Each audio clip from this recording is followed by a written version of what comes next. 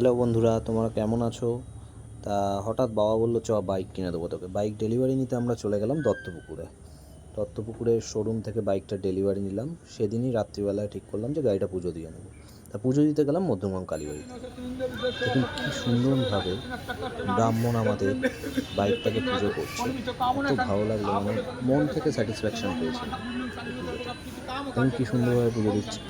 তারপর পুজোটা দেওয়ার পরে হঠাৎ করে ঠিক করলাম আমি আর আমার ওয়াইফ মিলে যে আমরা একটু ঘুরতে বেরোবো। তা আমার ওয়াইফ তখন অফিসে গেছিলো।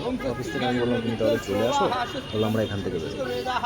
তা দেখুন লাস্টে পুজোর ক্লিপটার পরেই দেখতে পারবেন যে আমার গাড়িটাকে কত সুন্দরভাবে ব্রাহ্মণমশাই সাজিয়েছে। দেখুন দেখাবে এখন। এই যে গাড়িটাকে এত সুন্দরভাবে সাজিয়েছে। সাজানোর পর আমি আর আমার ওয়াইফ চলে গেলাম দক্ষিণেশ্বর। Thank you.